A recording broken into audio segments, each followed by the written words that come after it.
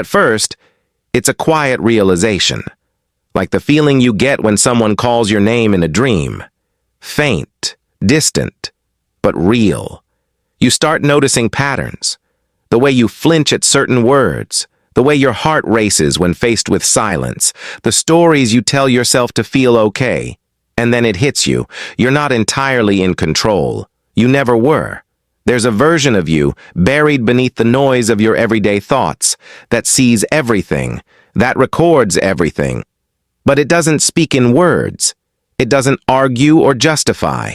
It moves through symbols, impulses, images, and instinct. This is your unconscious mind, and it's not just part of you. In many ways, it is you. But here's the paradox. The unconscious is invisible, yet omnipresent. You live with it every day, yet you rarely meet it face to face. It pulls the strings, but wears your face when it does. And worse, you defend its decisions as if they were your own.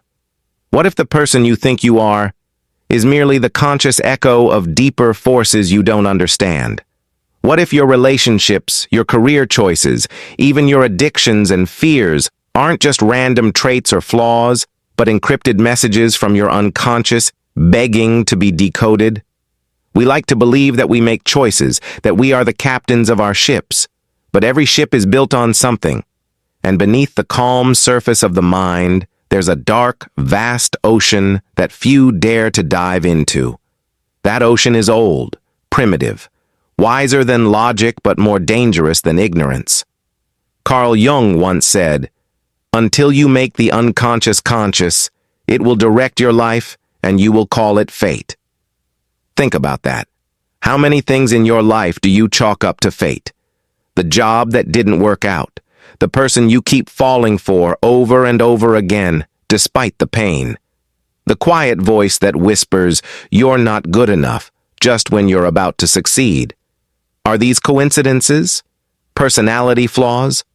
Or are they carefully placed mechanisms designed by your unconscious to protect or imprison you? And here lies the great contradiction.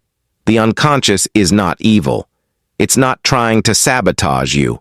It's trying to protect you, based on outdated maps of a world that no longer exists. Imagine this. You're navigating the modern world with an ancient compass, one that was forged in childhood, refined by trauma, and reinforced by years of silence. Every time you flinch at intimacy, every time you procrastinate on your dreams, that compass is guiding you, not toward happiness, but toward familiarity. Because to the unconscious, familiar pain is safer than unfamiliar joy. So here's the terrifying question. If you don't know what's inside your unconscious, how can you be sure any of your thoughts are truly yours? How can you know if your ambitions are truly what you want or what someone else taught you to crave? How do you know if your love is genuine or just a reenactment of an old wound trying to heal? You might be living a life designed by ghosts, echoes of unmet needs, suppressed emotions, forgotten fears. And yet, you keep moving forward, unaware that every rational decision might be a camouflage, a disguise, a lie. But if the unconscious can lie to you, can it also reveal the truth? What secrets hide in the symbols of your dreams? What buried memories shape the way you speak, laugh, cry? What if your shadow holds the map to your freedom? You're about to step into a realm where logic falters and symbols speak louder than sentences. A world where the past is not behind you, but beneath you, rooting every step you take. And if you dare to go deeper, you may never see yourself the same way again. Because this isn't just about your mind. It's about your identity, your freedom, your fate. This is the truth about your unconscious mind. And it starts with confronting the darkness you've mistaken for your own reflection. Evolution didn't design your mind for truth. It designed it for survival. The unconscious mind, far from being a malfunction or flaw, is an ancient mechanism. Its job? To protect you. But in doing so, it learned to deceive you. Let's start with something simple. yet deeply disturbing. You don't see reality as it is. You see a version of reality curated by your unconscious, a filtered, edited, color-graded production designed to keep you functioning in a complex world. But what gets cut from that production? Your fears, your trauma, your repressed desires, your guilt, your shame, and most terrifying of all, your potential. Your unconscious isn't just a memory vault. It's an active sculptor, chiseling away at who you might have been in favor of who you needed to be to survive. Carl Jung called this buried self the shadow, everything you repress in order to be acceptable, lovable, and safe. But here's the problem. The more you deny the shadow, the more power it gains. The shadow doesn't die. It hides, and it watches. In childhood, maybe you learned that crying made you weak, or that expressing anger was dangerous, or that being too curious would get you punished. So what did your unconscious do? It buried those traits, locked them away. But they didn't vanish. They turned into passive aggression, anxiety, compulsions, indecision. And when triggered, they rise, not as memories, but as overwhelming emotions you can't explain. Nietzsche warned us, be careful, lest in casting out your demons, you exorcise the best thing in you. Because often, the parts of you that were suppressed were also the parts that made you real. We're not just shaped by what happens to us. We're shaped by what we're forced to forget. And society is complicit in this forgetting. Culture trains the unconscious to conform. From childhood, we're rewarded for obedience, punished for deviation. We're told what success looks like, what love should feel like, what roles we're allowed to play. Over time, your unconscious mind internalizes these patterns, not as choices, but as truths. Aldous Huxley once suggested that the greatest triumph of totalitarianism wouldn't be in controlling behavior, but in making people love their servitude. Your unconscious makes sure you love your cage because it feels familiar. And what does familiarity do? It breeds safety. Not truth, not joy, not growth, just safety. That's why people return to toxic relationships, sabotage their success, repeat the same mistakes with eerie precision. Because the unconscious has one goal, to recreate what it already knows, even if that thing is pain. This is what Viktor Frankl, a Holocaust survivor and existential psychiatrist, understood deeply. Meaning is not found by obeying the unconscious, but by confronting it. He wrote, "When we are no longer able to change a situation, we are challenged to change ourselves.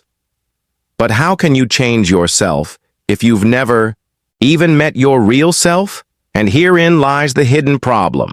The unconscious mind does not want to be found, because if you find it, you might change. You might leave the job, end the relationship, confront the trauma, break the cycle, and that threatens everything it has worked to protect. So it keeps you busy, distracted, addicted to entertainment, validation, consumption. It hands you narratives. I'm just not a people person. I'll never be good at that. This is just who I am. That's who your unconscious taught you to be.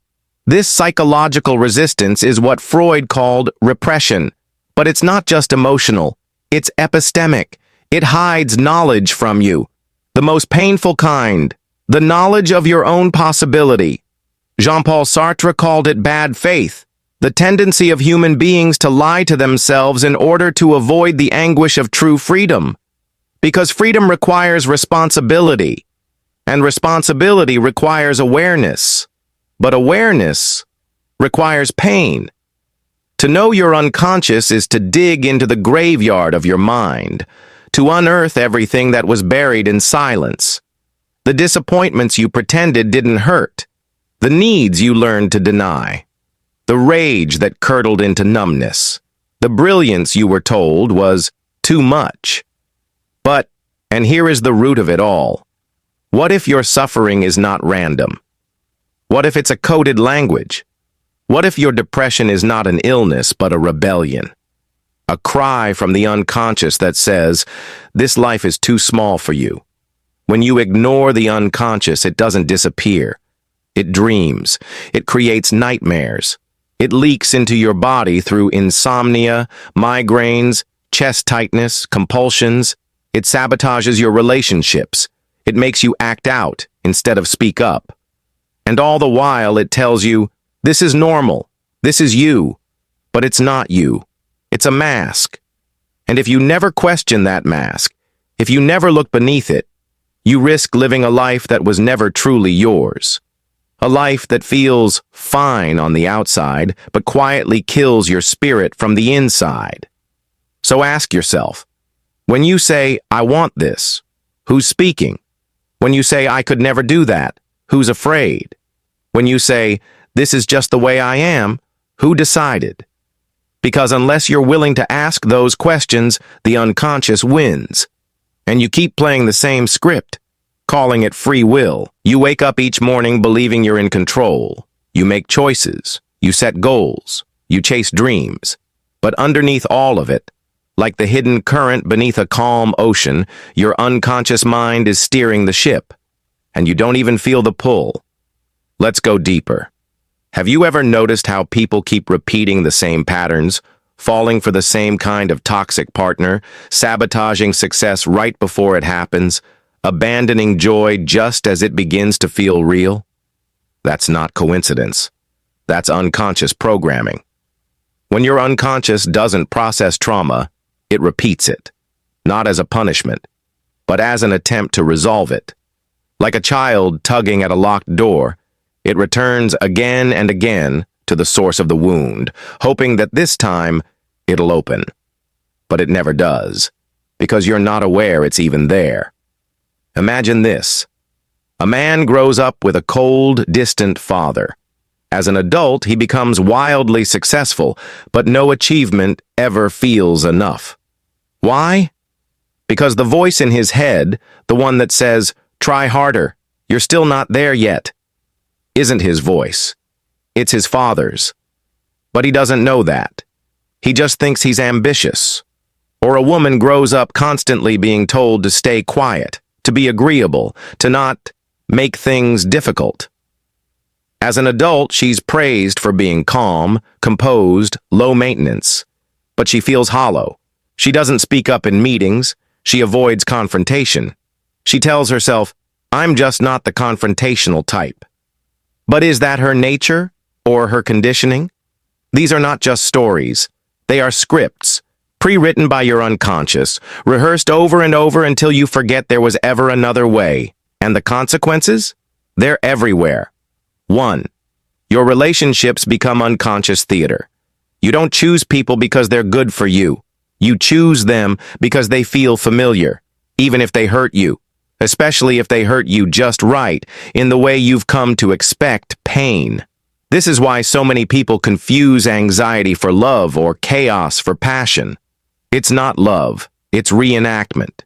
You're not falling in love. You're falling into a pattern. 2. Your goals are not really yours. You chase wealth, status, success, not because they fulfill you, but because somewhere deep down, your unconscious still believes, if I become enough, I will finally be loved. I will finally be safe. You call it motivation, but it's not motivation. It's fear in disguise. 3. Your identity becomes a cage. You say, I'm an introvert. I'm bad at math. I'm not creative. I just don't have the confidence. But these are not facts. They're decisions your unconscious made when you were too young to question them. And now, you wear them like armor, not realizing that same armor is what's keeping you from growing. These unseen consequences shape your entire existence. They dictate the job you take, the love you settle for, the risks you avoid, the voice you silence. And then you wonder why life feels heavy, why your joy feels rationed, why you keep asking, is this all there is? But here's the most terrifying part. Your unconscious doesn't just shape your personal life. It creates society. Think about advertising. It doesn't speak to your rational mind. It hijacks your unconscious. It whispers, "You're not enough." But if you buy this, maybe you will be. Social media algorithms, they don't feed you truth. They feed you familiarity, content that confirms your biases, strokes your ego, triggers your fears, and you call it reality.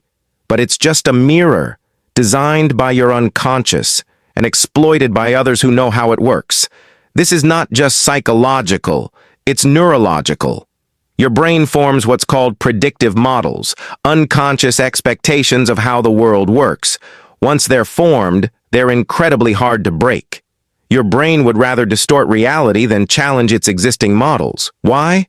Because certainty feels safer than truth. Cognitive biases, like confirmation bias, negativity bias, and availability heuristics, aren't bugs. They're features. They're how your unconscious filters reality to reduce threat, minimize chaos, and reinforce what it already believes. And so, even when faced with undeniable evidence that a belief is wrong, you don't change the belief. You reject the evidence. This is why people stay in cults, why victims defend their abusers, why society repeats history, even as it swears it won't. And what happens when a collective unconscious takes over? You get propaganda, mass delusion, mob psychology, entire cultures operating on stories no one remembers agreeing to, yet everyone obeys. As Jung warned, until you make the unconscious conscious, it will direct your life and you will call it fate. So how many of your choices are actually yours? How many of your values were inherited, not chosen? How much of your suffering is self-created, not from who you are, but who you were taught to be? This is the hidden architecture of the human mind, and it's why even people with everything, wealth, fame, success, still feel lost, because you can build a castle on top of your unconscious, but you can't build peace, not until you descend into the basement and ask the question no one wants to ask. What am I hiding from myself? And why? It begins quietly, not with fire, not with fury, but with a whisper, a moment where something inside you finally asks, what if I've been wrong? Not just wrong about the world, but about myself. This is the moment of rebellion, not loud, not glamorous, but radical in its honesty. Because the most dangerous prison is the one you don't know you're in, and the most powerful revolution is the one where you finally see the bars. So how do you begin breaking free from the unconscious? Step 1. Question the familiar. Look at your life and ask, what feels normal, but might be poison? The friends you keep, the beliefs you inherited, the roles you play. So much of your identity was sculpted by forces you never consciously agreed to. Parents, culture, trauma, fear. And yet you cling to it. Because familiar pain feels safer than unfamiliar freedom. But healing begins when you stop defending the things that are breaking you. It takes courage to ask, what if my idea of love is actually control? What if my ambition is a mask for insecurity? What if the voice I call my inner critic doesn't belong to me? Step 2. Begin the descent. Carl Jung called it shadow work. Not self-improvement, not affirmation, but confrontation. The work of looking inward, not to polish the mirror, but to look into the parts you've tried to exile. Your jealousy, your rage, your fear, your helplessness. They are not flaws, they are fragments. Parts of you that got buried because once it was unsafe to feel them. The rebellion is not about becoming better. It's about becoming whole. Step 3. Silence the noise. The modern world is engineered to keep you distracted, scrolling, consuming, performing. But introspection requires stillness. Nietzsche said, all truly great thoughts are conceived while walking. Walk, sit, breathe. Not to escape your mind, but to finally listen to it. Journaling, meditation, therapy, even long showers in silence. These are not luxuries, they are battlefields where you reclaim your mind from the unconscious. Because when you stop numbing, the real you begins to speak. Step 4. Confront the scripts. You'll start to notice patterns, stories on repeat. I always screw things up. I can't trust anyone. I'm not worthy of love unless I earn it. These scripts feel like truth, but they are not truth. They are survival strategies written by a younger version of you, trying to make sense of pain. To break them, you must rewrite them. Replace unconscious reactions with conscious reflection. Ask, where did this belief come from? Whose voice is this? What would happen if I stopped believing it? Step 5. Embrace the discomfort. Freedom is not comfortable, because everything you escape into, perfectionism, addiction, codependency, served a purpose. They were shields. Letting go means standing naked, without your excuses, without your coping mechanisms, without your lies. And in that rawness is where real power begins. Step 6. Reclaim choice. Every moment you become aware of an unconscious reaction is a moment of rebirth. You pause before lashing out. You speak your needs instead of suppressing them. You set a boundary instead of betraying yourself for approval. These are not small victories. They are revolutions, proof that you are no longer running on autopilot. Step 7. Choose meaning. Viktor Frankl survived the Holocaust not because he avoided pain, but because he found meaning within it. He realized, you cannot always control what happens to you, but you can choose how you interpret it. Meaning is the antidote to unconscious suffering. When you choose to turn your wounds into wisdom, your patterns into purpose, your trauma into transcendence, you are no longer a prisoner of the unconscious. You become its master. And then something magical happens. The world doesn't change, but you do. And in that change, everything shifts. You stop chasing love and start radiating it. You stop fearing failure and start using it. You stop trying to be someone and start being yourself. Not the self they raised you to be. Not the self trauma taught you to become, but the one who was always there, beneath the noise, the fear, the programming. You. Because freedom isn't about having no limitations. It's about no longer being ruled by the ones that aren't real. And now, the final truth awaits. Something deeper, quieter, and more sacred. You've questioned your programming. You've begun to break the loop. But there's one last realization that changes everything. The lights dim, and for the first time, there's no noise. No performance, no pretending, just presence. You've peeled back the layers. The trauma that taught you to flinch at love. The beliefs that made you fear stillness. The stories that told you who you're supposed to be. Now standing here, stripped of illusions, one final question rises. If you are not your thoughts, who are you? Not your childhood, not your titles, not your fears, not your dreams, just you. The ultimate truth is both terrifying and liberating. You are not your unconscious mind. You are the one who can observe it. The thoughts that echo in your head, they aren't you. They're habits, programs, echoes. And once you realize this, you are no longer the puppet. You are the puppeteer. This is not a motivational quote. It's a radical existential shift. Because if your unconscious mind has been scripting your life, you now hold the pen. The mind as a labyrinth. Think of your unconscious like a vast, ancient labyrinth. Rooms filled with old memories, lost emotions, and buried selves. Most people never explore it. They live at the entrance, mistaking the echo of old footsteps for their own voice. But you entered. You walked its dark halls. You faced the monsters, the forgotten rooms, the shadows that once scared you into silence. And now, you stand at the center, where the unconscious is no longer a force of chaos, but a reservoir of wisdom. Because here's the paradox.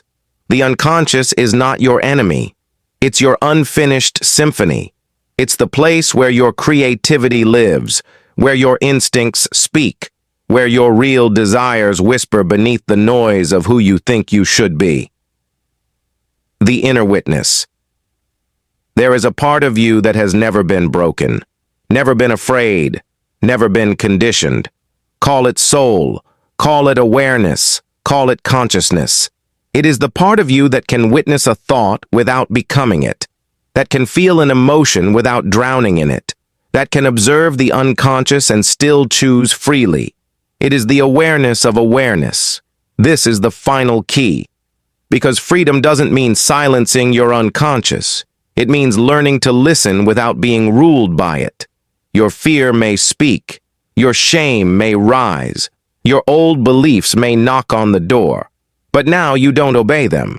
You observe them. You question them. You transcend them. And slowly, the unconscious becomes not a master, but a servant. The new story. You don't need to become someone else. You don't need to fix yourself like you're broken. You only need to remember. You are the storyteller, not just the story. You are the painter, not just the painting. You are the observer, not just the mind. The old self may still whisper. The patterns may return. But now, you have something most never find. Awareness. And awareness is liberation.